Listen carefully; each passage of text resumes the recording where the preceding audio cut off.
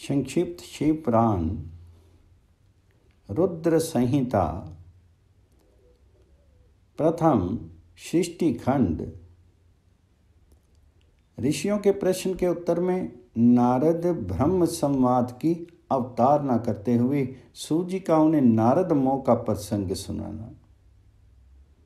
काम विजय के गर्व से युक्त हुए नारद का शिव, ब्रह्मा तथा विष्णु के पास जाकर के अपने तप का प्रभाव बताना, जो विश्व की उत्पत्ति, स्थिति और लय आदि के एकमात्र कारण हैं। गौरी गिरिराज कुमारी उमा के पति हैं, तत्वज्ञ हैं, जिनकी कीर्ति का कहीं अंत नहीं है, जो माया के आश्रय होकर भी उससे अत्यंत दूर हैं तथा जिनका स्वरूप अचिंत्य है। उन विमल बौद्ध स्वरूप भगवान शंकर को मैं प्रणाम करता हूं। मैं स्वभाव से ही उन अनादि शांत स्वरूप एकमात्र पुरुषोत्तम शिव की वंदना करता हूं, जो अपनी माया से इस संपूर्ण विश्व की सृष्टि करके आकाश की भांति इसके भीतर और बाहर भी स्थित है। जैसे लोहा चुंबक से आकृष्ट होकर के उसके पास ही लटका रहता है, उसी प्रकार ये सारे जगत सदा सब और जिसके आसपास ही भ्रमण करते हैं, जिन्होंने अपने से ही इस प्रपंच को रचने की विधि बताई थी, जो सब के भीतर अंतर्यामी रूप से विराजमान हैं तथा जिनका अपना स्वरूप अत्यंत गूढ़ है, उन भगवान शिव की मैं सादर वंदना करता हूं। व्यास जी कहते हैं, जगत के पिता भगवान शिव, जगन्माता कल्याण में पार्वती तथा उनके पुत्र गणेश जी को नमस्कार के हम इस पुराण का वर्णन करते हैं। एक समय की बात है, नैमिषारण्य में निवास करने वाले शौनक आदि सभी मुनियों ने उत्तम भक्ति भाव के साथ सूत जी से पूछा। ऋषि बोले, महाभाग सूत जी, विद्वेश्वर संहिता की जो साध्य साधन खंड नाम वाली शुभ एवं उत्तम कथा है, उसे हम लोगों ने सुन लिया। उसका आदि भाग बहुत ही रमणीय है तथा वह शिव भक्तों पर भगवान शिव का वात्सल्य स्नेह प्रकट करने वाली है। विद्वान, अब आप भगवान शिव के परम उत्तम स्वरूप का वर्णन कीजिए, साथ ही शिव और पार्वती के दिव्य चरित्रों का पूर्ण रूप से श्रवण कराइए। हम पूछते हैं, निर्गुण महेश्वर लोक में सगुण रूप कैसे धारण करते हैं? हम सब लोग विचार करने पर भी शिव के तत्व को नहीं समझ पाते।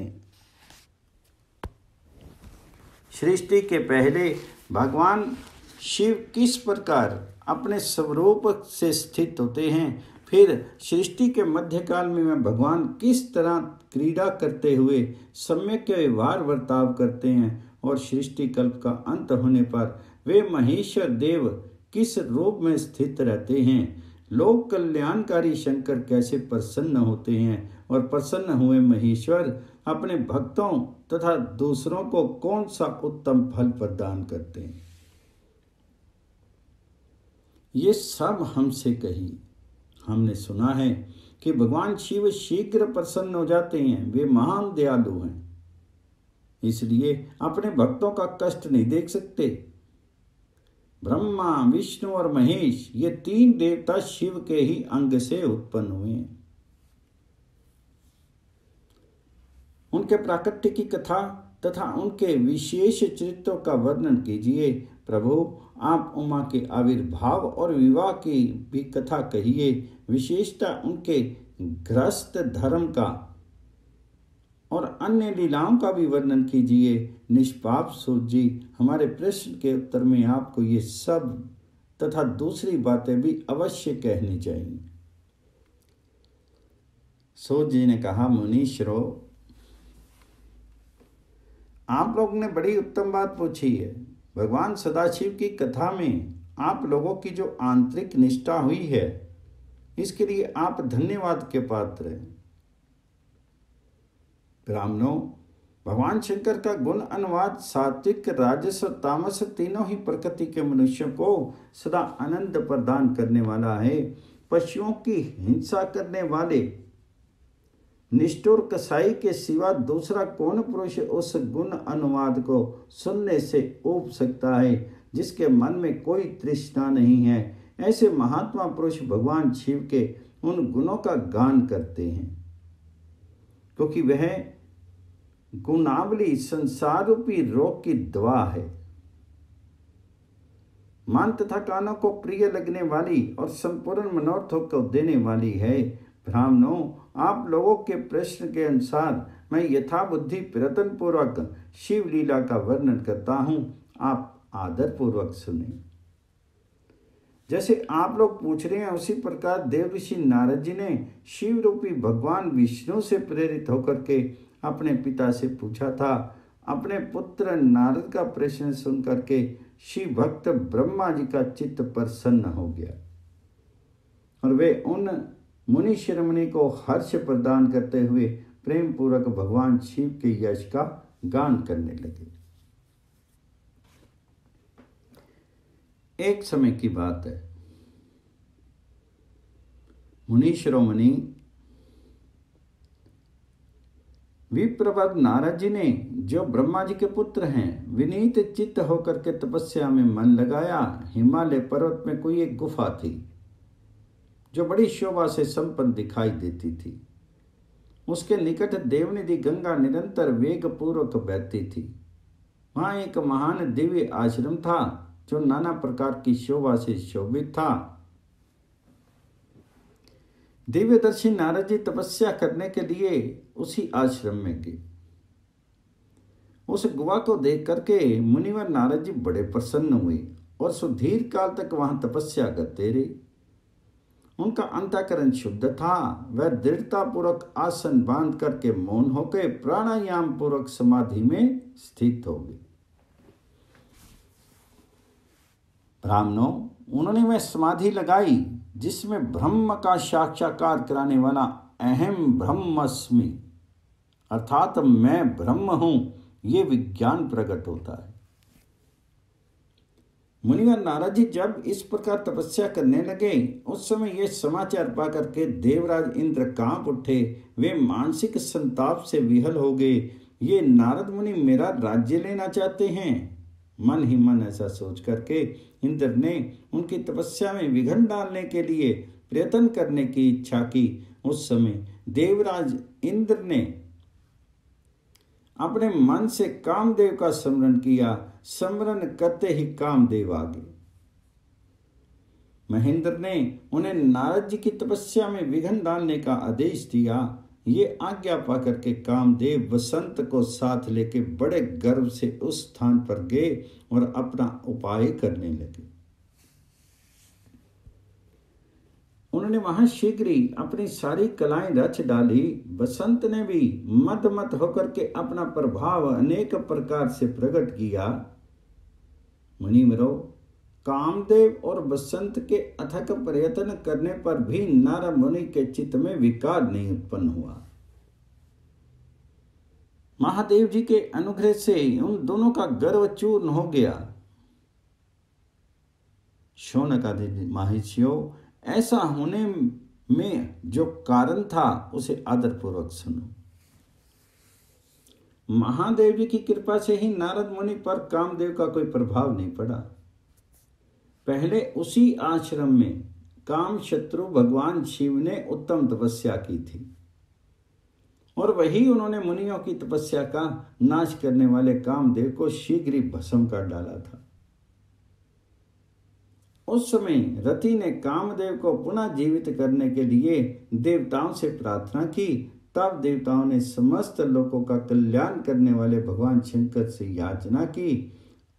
उनके याचना करने पर वे बोले, देवताओं, कुछ समय व्यतीत होने के बाद कामदेव जीवित तो हो जाएंगे, परंतु यहाँ उनका कोई उपाय नहीं चल सकेगा। अमरगण यहाँ खड़े होकर के लोग चारों ओर जितनी दूर तक की भूमि को नेत्र से देख पाते हैं, वहां तक कामदेव के बाणों का प्रभाव नहीं चल सकेगा। इसमें संशय नहीं है।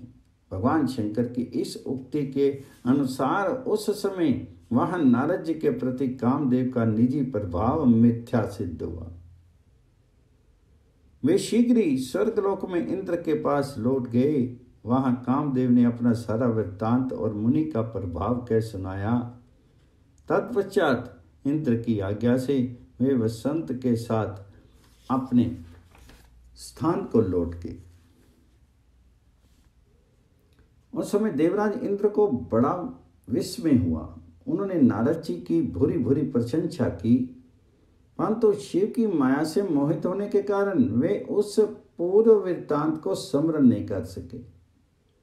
वास्तव में इस संसार के भीतर सभी प्राणियों के लिए शंभु की माया को जानना अत्यंत कठिन है। जिसने भगवान शिव के चरणों में अपने आप को समर्पित कर दिया है, उस भक्त को छोड़ करके शेष सारा जगत उनकी माया से मोहित हो जाता है।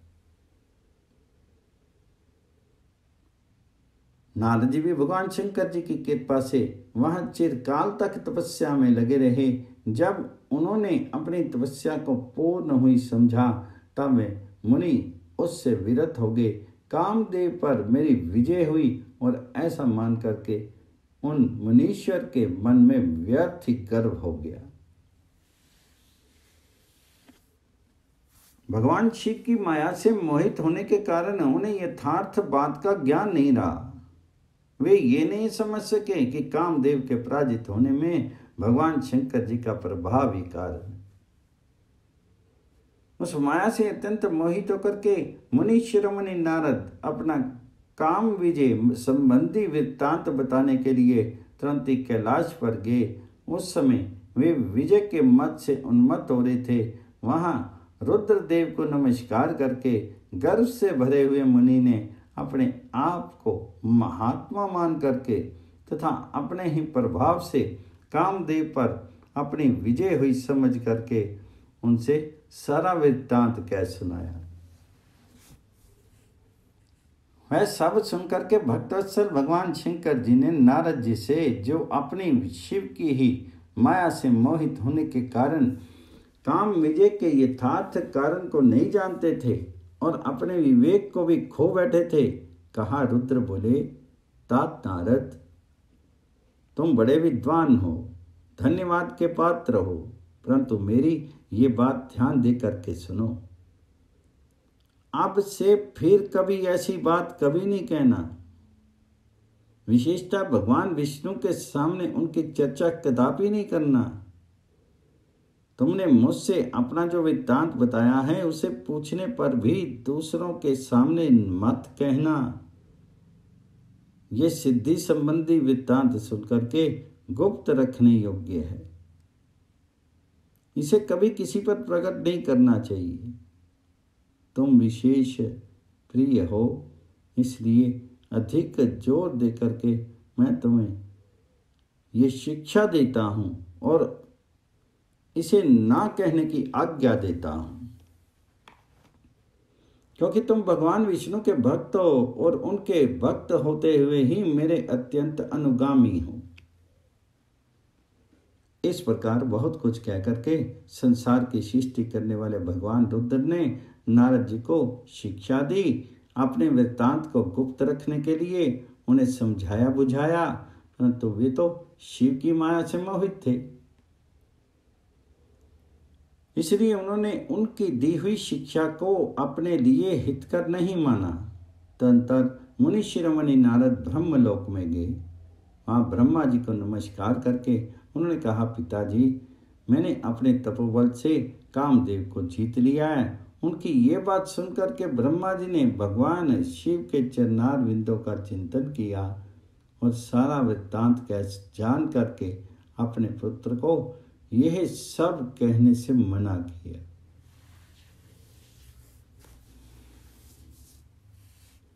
परंतु नारद जी शिव की माया से मोहित थे, अतः उनके चित्त में मद का अंकुर जम गया था, उनकी बुद्धि मारी गई थी। इसलिए नारद जी अपना सारा वृत्तांत भगवान विष्णु के सामने कहने के लिए वहां से शीघ्र ही विष्णु लोक में गए। नारद मुनि को आते देख करके भगवान विष्णु बड़े आदर से उठे और शीघ्र ही आगे बढ़ करके उन्होंने मुनि को हृदय से लगा लिया। मुनि के आगमन का क्या हेतु है इसका उन्हें पहले से ही पता था। नारद जी को अपने आसन पर बिठा करके भगवान शिव के चरणार बिंदों का चिंतन करके श्री हरि ने उनसे पूछा। भगवान विष्णु बोले, तात कहाँ से आते हो? यहाँ किस लिए तुम्हारा आगमन हुआ? मुनि श्रेष्ठ, तुम धन्य हो, तुम्हारे शुभ आगमन से मैं पवित्र हो गया। भगवान विष्णु का यह वचन सुन करके गर्व से भरे हुए नारद मुनि ने मात से मोहित होकर के अपना सारा वृत्तांत बड़े अभिमान के साथ कह सुनाया। नारद मुनि का वह अहंकार युक्त वचन सुनकर के मन ही मन भगवान विष्णु ने उनकी काम विजय के यथार्थ कारण की पूर्ण रूप से जान लिया। तत्पश्चात श्री विष्णु जी बोले, मुनि श्रेष्ठ, तुम धन्य हो, तपस्या के तो भंडार ही हो, तुम्हारा हृदय भी बड़ा उदार है। मुनि, जिसके भीतर भक्ति, ज्ञान और वैराग्य नहीं होते, उनके मन में समस्त दुखों को देने वाले काम, मोह आदि विकार शीघ्र उत्पन्न हो जाते हैं। तुम तो नैष्ठिक ब्रह्मचारी हो, सदा ज्ञान वैराग्य से युक्त रहते हो, फिर तुम में काम विकार कैसे आ सकता है? तुम तो जन्म से ही निर्विकार तथा शुद्ध बुद्धि वाले हो। श्री हरि की कही हुई ऐसी बहुत सी बातें सुनकर के मुनि शिरोमणि नारद जोर जोर से हंसने लगे और मन ही मन भगवान जी को प्रणाम करके इस प्रकार बोले। नारद जी ने कहा, स्वामिन, जब मुझ पर आपकी कृपा है तब बेचारा कामदेव अपना क्या प्रभाव दिखा सकता है। ऐसा कह करके भगवान जी के चरणों में मस्तक झुका करके इच्छा अनुसार विचरने वाले नारद मुनि वहां से चले गए। अध्याय 1-2 समाप्त। माया निर्मित नगरी में शील निधि की कन्या पर मोहित हुए नारद जी का भगवान विष्णु से उनका रूप मांगना, भगवान जी का अपने रूप के साथ उन्हें वानर का सा मुंह देना, कन्या का भगवान जी को वर्णन करना और कुपित हुए नारद का शिव गणों को शाप देना। सूत जी कहते हैं, महर्षियों, जब नारद मुनि इच्छा अनुसार वहां से चले गए तब भगवान शिव की इच्छा से माया विशारद श्री हरि ने तत्काल अपनी माया प्रकट की। उन्होंने मुनि के मार्ग में एक विशाल नगर की रचना की जिसका विस्तार 100 योजन था। वह अद्भुत नगर बड़ा ही मनोहर था। भगवान जी ने उसे अपने वैकुंठ लोक से भी अधिक रमणीय बनाया था। नाना प्रकार की वस्तुएं उस नगर की शोभा बढ़ाती थी।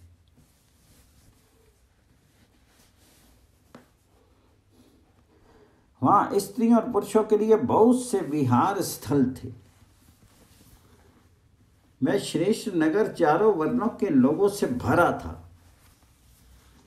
वहां शील निधि नामक ऐश्वर्यशाली राजा राज्य करते थे। वे अपनी पुत्री का संवर करने के लिए उद्यत थे तथा उन्होंने महान उत्सव का आयोजन किया था। उनकी कन्या का वरण करने के लिए उत्सुक होकर के चारों दिशाओं से बहुत से राजकुमार पधारे थे, जो नाना प्रकार की वेशभूषा तथा सुंदर शोभा से प्रकाशित हो रहे थे। उन राजकुमारों से ये नगर भरा पूरा दिखाई देता था। ऐसे सुंदर राजनगर को देख करके नारद जी मोहित हो गए। वे राजा शील निधि के द्वार पर गए। मुनि शिरोमणि नारद को आया देख करके महाराज शील निधि ने श्रेष्ठ रत्न में सिंहासन पर बिठा करके उनका पूजन किया। तदंतर अपनी सुंदर कन्या को, जिसका नाम श्रीमती था, बुलवाया और उससे नारद जी के चरणों में प्रणाम करवाया। उस कन्या को देख करके नारद मुनि चकित हो गए और बोले, राजन, ये देव कन्या के समान सुंदरी महाभागा कन्या कौन है? उनकी ये बात सुनकर के राजा ने हाथ जोड़ करके कहा, मुनि, ये मेरी पुत्री है, इसका नाम श्रीमती है। अब इसके विवाह का समय आ गया है। ये अपने लिए सुंदर वर चुनने के लिए निमित्त संबर में जाने वाली है। इसमें सब प्रकार के शुभ लक्षण लक्षित होते हैं। महर्षि, आप इसका भाग्य बताइए। राजा के इस प्रकार पूछने पर काम से विहल हुए मुनि श्रेष्ठ नारद उस कन्या को प्राप्त करने की इच्छा मन में लिए राजा को संबोधित करके इस प्रकार बोले, भोपाल, आपकी यह पुत्री समस्त शुभ लक्षणों से संपन्न है, परम सौभाग्यवती है। अपने महान भाग्य के कारण ये धन्य है और साक्षात लक्ष्मी की भांति समस्त गुणों की आगार है। इसका भावी पति निश्चय ही भगवान शंकर के समान वैभवशाली, सर्वेश्वर, किसी से पराजित न होने वाला, वीर, काम विजयी तथा संपूर्ण देवताओं में श्रेष्ठ होगा। ऐसा कहकर के राजा से विदा लेकर के इच्छा अनुसार विचरने वाले नारद मुनि वहां से चल दिए। वे काम के वशीभूत हो गए थे। शिव की माया ने उन्हें विशेष मोह में डाल दिया था। वे मुनि मन ही मन सोचने लगे कि मैं इस राजकुमारी को कैसे प्राप्त करूं। संबर में आए हुए नरेशों में से सबको छोड़ करके एकमात्र मेरा ही वरण करे, ये कैसे संभव हो सकता है।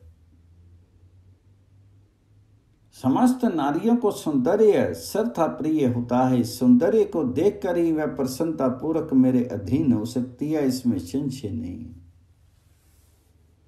ऐसा विचार करके काम से विहल हुए मुनिवर नारद भगवान विष्णु का रूप ग्रहण करने के लिए तत्काल उनके लोक में जा पहुंचे। वहां पर भगवान विष्णु को प्रणाम करके वे इस प्रकार बोले, भगवान, मैं एकांत में आपसे अत्यंत सारा वृत्तांत कहूंगा। तब बहुत अच्छा कह करके लक्ष्मीपति श्री हरि नारद जी के साथ एकांत में जा बैठे और बोले, मुनि, अब आप अपनी बात कहिए। तब नारद जी ने कहा, भगवान, आपके भक्त तो राजा शील निधि हैं। वे सदा धर्म पालन में तत्पर रहते हैं। उनकी एक विशाल लोचना कन्या है जो बहुत ही सुंदरी है। उसका नाम श्रीमती है। वह विश्व मोहिनी के रूप में विख्यात है और तीनों लोकों में सबसे अधिक सुंदरी है। प्रभु, आज मैं शीघ्र ही उस कन्या से विवाह करना चाहता हूँ। राजा शीलनिधि ने अपनी पुत्री की इच्छा से संबर रचाया है, इसलिए चारों दिशाओं से वहां शास्त्रों राजकुमार पधारे हैं। नाथ, मैं आपका प्रिय सेवक हूं, अतः आप मुझे अपना स्वरूप दे दीजिए,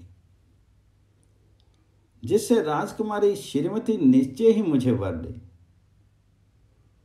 सूत जी कहते हैं, महर्षियों, नारद मुनि की ऐसी बात सुनकर के भगवान मधुसूदन हंस पड़े और भगवान शंकर के प्रभाव का अनुभव करके उन दयालु प्रभु ने उन्हें इस प्रकार उत्तर दिया। भगवान विष्णु बोले, मुनि, तुम अपने अभीष्ट स्थान को जाओ, मैं उसी तरह तुम्हारा हित साधन करूंगा जैसे श्रेष्ठ वैद्य अत्यंत पीड़ित रोगी का करता है, क्योंकि तुम मुझे विशेष प्रिय हो। ऐसा कहकर के भगवान विष्णु ने नारद मुनि को मुख तो वानर का दे दिया और शेष अंगों में अपने जैसा स्वरूप दे करके वे वहां से अंतर्ध्यान हो गए। भगवान की पूर्वोक्त बात सुनकर के और उनका मनोहर रूप प्राप्त हो गया, ऐसा समझ करके नारद मुनि को बड़ा हर्ष हुआ। वे अपने को कृतकृत्य मानने लगे। भगवान जी ने क्या प्रयत्न किया है इसको वे समझ नहीं सके। तदंतर मुनि श्रेष्ठ नारद शीघ्र ही उस स्थान पर जा पहुंचे जहां राजा शीलनिधि ने राजकुमारों से भरी संबर सभा का आयोजन किया था। विप्रवरों, राजपुत्रों से घिरी हुई वह दिव्य संबर सभा दूसरी इंद्र सभा के समान अत्यंत शोभा पा रही थी। नारद जी उस राज्यसभा में जा बैठे और वहां बैठ करके प्रसन्न मन से बार बार यही सोचने लगे कि मैं भगवान विष्णु के समान रूप धारण किए हुए हूँ, अतः वह राजकुमारी अवश्य मेरा ही वरण करेगी, दूसरों का नहीं। मुनि श्रेष्ठ, नारद जी को ये ज्ञात नहीं था कि मेरा मुंह कितना कुरूप है।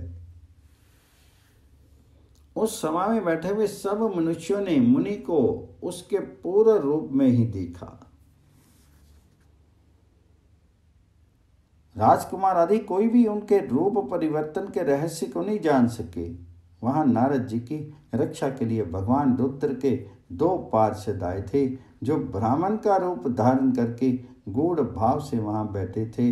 वे ही नारद जी के रूप परिवर्तन के उत्तम भेद को जानते थे। मुनि को काम आवेश से मूढ़ हुआ जान वे दोनों पार्षद उनके निकट गए और आपस में बातचीत करते हुए उनकी हंसी उड़ाने लगे। परंतु मुनि तो काम से विहल हो रहे थे, अतः उन्होंने उनकी यथार्थ बात भी अनसुनी कर दी। वे मोहित होकर के श्रीमती को प्राप्त करने की इच्छा से उनके आगमन की प्रतीक्षा करने लगे। इसी बीच में वह सुंदरी राजकन्या स्त्रियों से घिरी हुई अंतःपुर में वहां आई। उसने अपने हाथ में सोने की एक सुंदर माला ले रखी थी। वह शुभ लक्षणा राजकुमारी संबर के मध्य भाग में लक्ष्मी के समान खड़ी हुई अपूर्व शोभा पा रही थी। उत्तम व्रत का पालन करने वाले वह भूप कन्या माला हाथ में लेकर के अपने मन के अनुरूप वर के अन्वेषण करते हुए सारी सभा में भ्रमण करने लगी। नारद मुनि का भगवान विष्णु के समान शीर और वानर जैसा मुख देख करके वह कुपित हो गई और उनकी ओर से दृष्टि हटा करके प्रसन्न मन से दूसरी ओर चली गई। संबर सभा में अपने मनवांछित वर को ना देख करके वे भयभीत हो गई। राजकुमारी उस सभा के भीतर चुपचाप खड़ी रही। उसने किसी के गले में जयमाला नहीं डाली। इतने में ही राजा के समान वेशभूषा धारण किए भगवान विष्णु वहां पहुंचे। किन्हीं दूसरे लोगों ने उनको वहां नहीं देखा, केवल उस कन्या की ही दृष्टि उन पर पड़ी। भगवान जी को देखते ही उस परम सुंदरी राजकुमारी का मुख प्रसन्नता से खिल उठा। उसने तत्काल ही उनके कंठ में वह माला पहना दी। राजा का रूप धारण करने वाले भगवान विष्णु उस राजकुमारी को साथ लेकर के तुरंत अदृश्य हो गए और अपने धाम में जा पहुंचे। इधर सब राजकुमार श्रीमती की ओर से निराश हो गए। नारद मुनि तो काम वेदना से आतुर हो रहे थे, इसलिए वे अत्यंत विहल हो उठे। तब वे दोनों विप्र रूपधारी ज्ञान विशारद रुद्रगण काम विहन नारद जी से उसी क्षण बोले। रुद्रगणों ने कहा, हे नारद, हे मुनि, तुम व्यर्थ काम से मोहित हो रहे हो और सौंदर्य के बल से राजकुमारी को पाना चाहते हो। अपना वानर के समान घृणित मुंह तो देख लो। सूत जी कहते हैं, महिषियों, उन रुद्र गणों का ये वचन सुनकर के नारद जी को बड़ा विस्मय हुआ। वह शिव की माया से मोहित थे। उन्हें दर्पण में अपना मुंह देखा। वानर के समान अपना मुंह देख करके वे तुरंत ही क्रोध से जल उठे और माया से मोहित होने के कारण उन दोनों शिव गणों को वहां शाप देते हुए बोले, अरे तुम दोनों ने मुझ ब्राह्मण का उपहास किया है, अतः तुम ब्राह्मण के तेज से उत्पन्न राक्षस हो जाओ। राक्षस के समान ही होगे। इस प्रकार अपने लिए शाप सुनकर के वे दोनों ज्ञानी शिरोमणि शिवगण मुनि को मोहित जान करके कुछ नहीं बोले। ब्राह्मणों, वे सदा सब घटनाओं में भगवान शिव की ही इच्छा मानते थे, अतः उदासीन भाव से अपने स्थान को चले गए और भगवान शिव की स्तुति करने लगे। अध्याय 3 समाप्त। नारद जी का भगवान विष्णु को क्रोधपूर्वक फटकारना और शाप देना, फिर माया के दूर हो जाने पर पश्चाताप पूर्वक भगवान जी के चरणों में गिरना और शुद्धि का उपाय पूछना तथा भगवान विष्णु का उन्हें समझा बुझा करके शिव का महात्म्य जानने के लिए ब्रह्मा जी के पास जाने का आदेश और शिव के भजन का उपदेश देना। सो जी कहते हैं, महर्षियों, माया मोहित नारद मुनि उन दोनों शिव गणों को यथोचित शाप देकर भी भगवान शिव के इच्छावश मोह निद्रा से जाग नहीं सके। वे भगवान विष्णु के किए हुए कपट को याद करके मन में दुस्सह क्रोध लिए विष्णु लोक को गए और समिधा बा करके प्रज्वलित हुए अग्नि देव की भांति क्रोध से जलते हुए बोले। उनका ज्ञान नष्ट हो गया था, इसलिए वे दुर्वचन पूर्वक व्यंग सुनाने लगे। नारद जी ने कहा, हरे तुम बड़े दुष्ट हो, कपटी हो और समस्त विश्व को मोह में डाले रहते हो। दूसरों का उत्साह या उत्कर्ष तुमसे सहा नहीं जाता है। तुम मायावी हो, तुम्हारा अंतःकरण मलिन है। पूर्व काल में तुम्हें मोहिनी रूप धारण करके कपट किया, असुरों को वारनी मदिरा पिलाई, उन्हें अमृत नहीं पीने दिया। छल कपट में ही अनुराग रखने वाले हरे, यदि महेश्वर रुद्र दया करके विष ना पी लेते तो तुम्हारी सारी माया उसी दिन समाप्त हो जाती। विष्णुदेव, कपटपूर्ण चाल तुम्हें अधिक प्रिय है। तुम्हारा स्वभाव अच्छा नहीं है, तो भी भगवान शंकर ने तुम्हें स्वतंत्र बना दिए। तुम्हारी इस चाल ढाल को समझ करके अब वे भगवान शिव भी पश्चाताप करते होंगे। अपनी वाणी रूप वेद की परमानता स्थापित करने वाले महादेव जी ने ब्राह्मण को सर्वोपरि बताया है।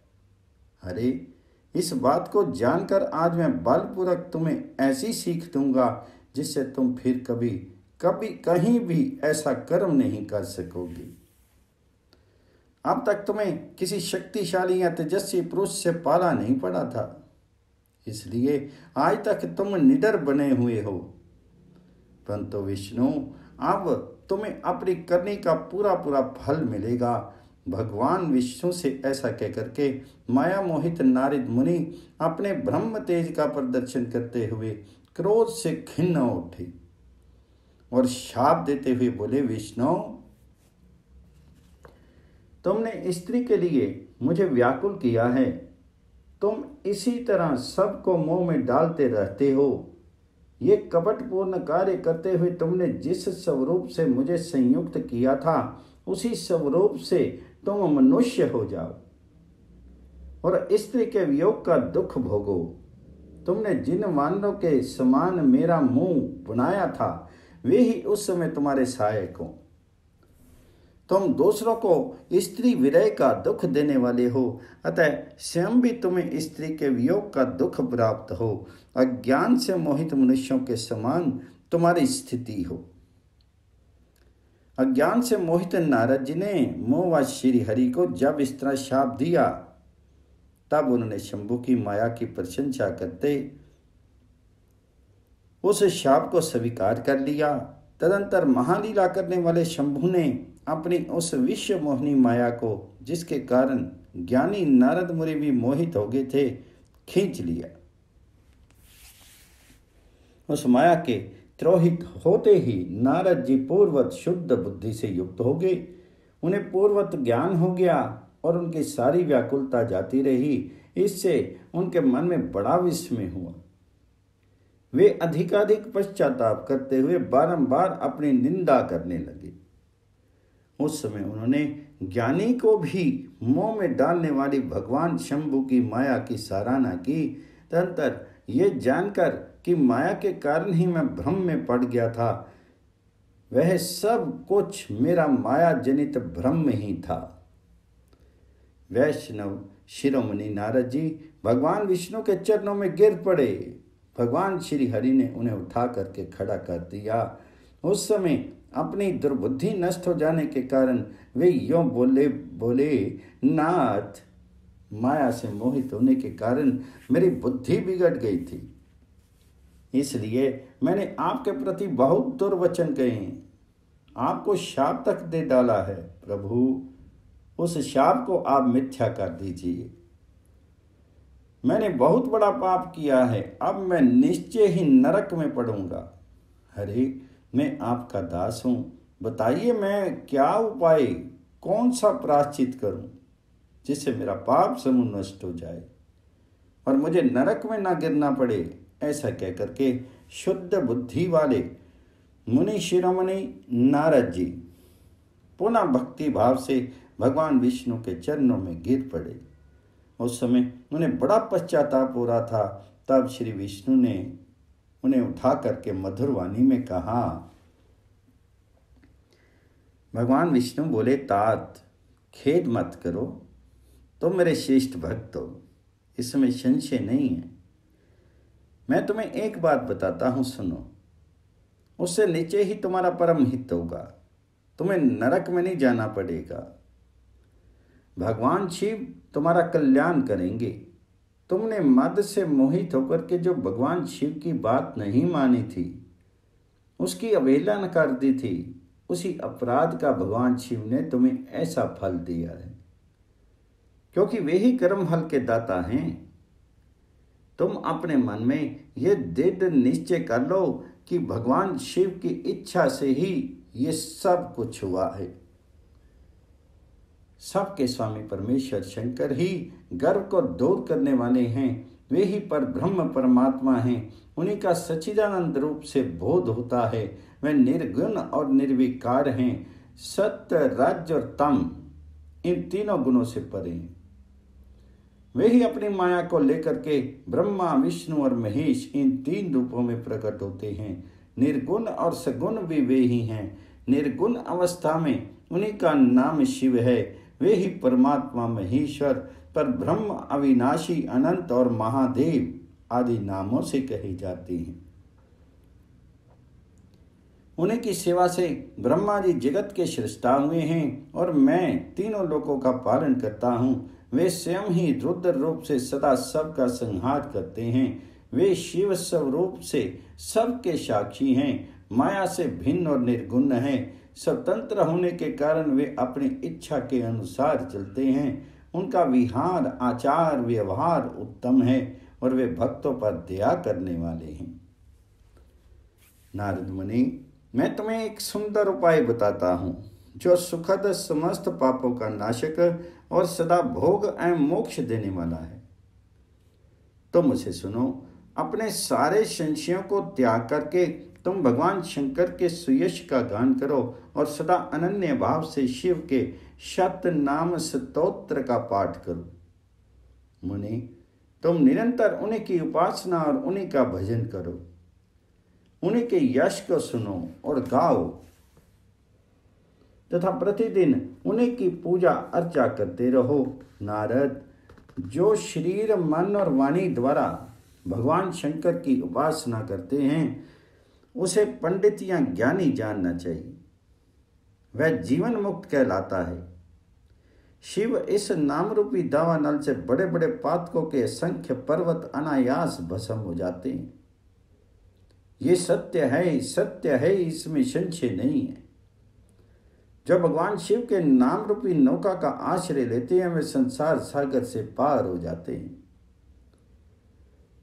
संसार के मूलभूत उनके सारे पाप निसंदेह नष्ट हो जाते हैं। महामुनि, संसार के मूलभूत जो पातक रूपी वृक्ष हैं, उनका शिव नाम रूपी कुठार से निश्चय ही नाश हो जाता है।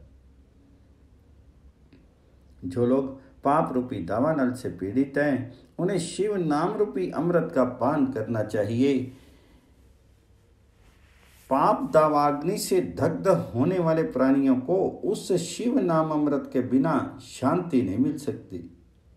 संपूर्ण वेदों का अवलोकन करके पूर्ववर्ती विद्वानों ने यही निश्चय किया है कि भगवान शिव की पूजा ही उत्कृष्ट साधन तथा जन्म मरण रूपी संसार बंधन के नाश का उपाय है। आज से यत्नपूर्वक सावधान रह करके विधि विधान के साथ भक्ति भाव से नित्य निरंतर जगदम्बा पार्वती सहित महेश्वर सदा शिव का भजन करो। नित्य शिव की ही कथा सुनो और कहो तथा अत्यंत यत्न करके बारंबार शिव भक्तों का पूजन किया करो। मुनि श्रेष्ठ, अपने हृदय में भगवान शिव के उज्जवल चरणार विंदों की स्थापना करके पहले शिव के तीर्थों में विचरो। मुनि, इस प्रकार परमात्मा शंकर के अनुपम महात्म्य का दर्शन करते हुए अंत में आनंदवन काशी को जाओ। वह स्थान भगवान शिव को बहुत ही प्रिय है। वहाँ भक्तिपूर्वक विश्वनाथ जी का दर्शन पूजन करो। विशेषतः उनकी स्तुति वंदना करके तुम संशय रहित हो जाओगे। नारद जी, इसके बाद तुम्हें मेरी आज्ञा से भक्तिपूर्वक अपने मनोरथ की सिद्धि के लिए निश्चय ही ब्रह्मलोक में जाना चाहिए। वहां अपने पिता ब्रह्मा जी को विशेष रूप से स्तुति वंदना करके तुम्हें प्रसन्नतापूर्वक हृदय से बारंबार शिव महिमा के विषय में प्रश्न करना चाहिए। ब्रह्मा जी शिव भक्तों में श्रेष्ठ हैं। वे तुम्हें बड़ी प्रसन्नता के साथ भगवान शंकर का महात्म्य और शतनाम स्तोत्र सुनाएंगे। मुने, आज से तुम शिव आराधन में तत्पर रहने वाले शिव भक्त हो जाओ और विशेष रूप से मोह के भागी बनो। भगवान शिव तुम्हारा कल्याण करेंगे। इस प्रकार प्रसन्नचित्त हुए भगवान विष्णु नारद मुनि को प्रेम पूर्वक उपदेश दे करके श्री शिव का स्मरण वंदन और स्तवन करके वहाँ से अंतर ध्यान हो गए।